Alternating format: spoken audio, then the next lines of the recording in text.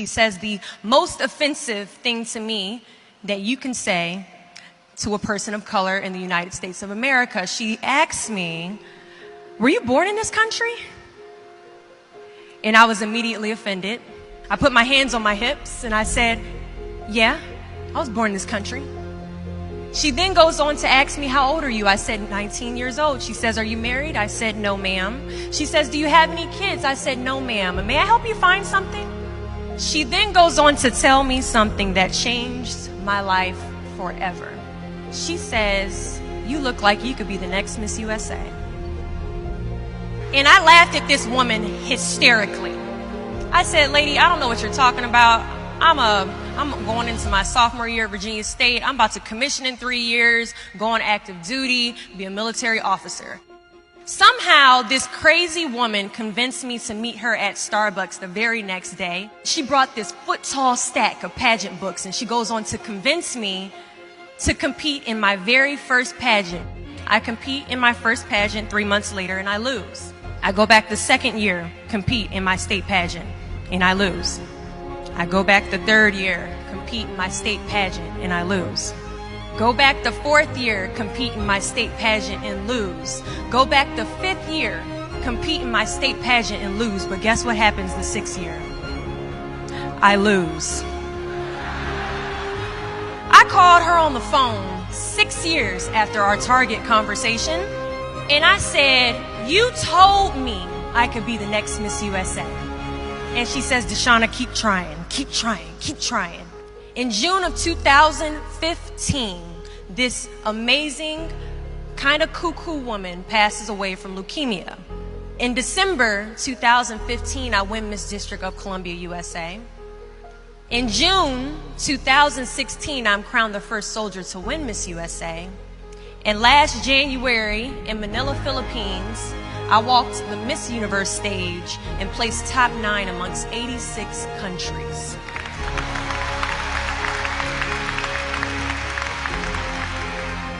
Do not fear failure, but please be terrified of regret. When you walk out this door into the real world, you will receive a lot of shut doors, a lot of turned down applications. You will hear way more no's than you hear yeses.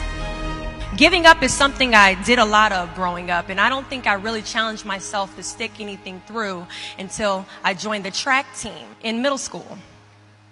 I remember having to ask my mom after tryouts and making it to the team for my very first pair of track shoes. Now, at the time, she walks into our house and she has a bag that has a nice Nike check sign on it. So I get excited because I wasn't getting new shoes very often. I go to take the shoe box out the bag and I notice that it says a size 9 on it. Mind you, in the 7th grade, I was a size 5. I open the box and I slide my feet into the shoe and I look at my mother and I said, "These shoes are too big." She says, "I know, I did that on purpose." I was like, "Why would you buy shoes that are too big on purpose, Mom?" And she says, "Because I know that you're going to grow into them."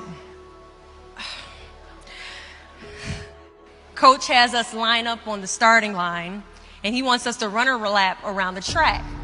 As we go to take off, I immediately fall to the ground, twist my ankle because the shoes are entirely too big. See, I couldn't run at the speed that I wanted to because I didn't fit the shoes I was wearing at the time. Now, many of us have goals we're trying to achieve, but the person we are right now is not the person that we need to be when we cross the finish line to our dreams. So we must walk and pace ourselves on this journey to our goals because we haven't grown enough in ourselves to fit the shoes that we need to achieve our aspirations. But let me tell you something. If I had won Miss USA my very first year, I would not have been Miss USA. I would not have been the version of myself that I needed to be to properly handle a national title. Many of us aren't ready to walk the race. But understand that as we walk this race, we pace ourselves, and as we pace ourselves, we grow.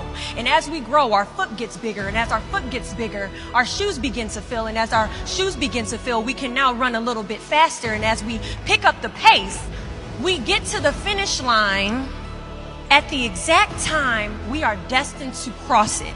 Do not fear the word no, but be afraid of the possibility of a yes that you have prematurely destroyed because you decided to quit before the clock strikes 12.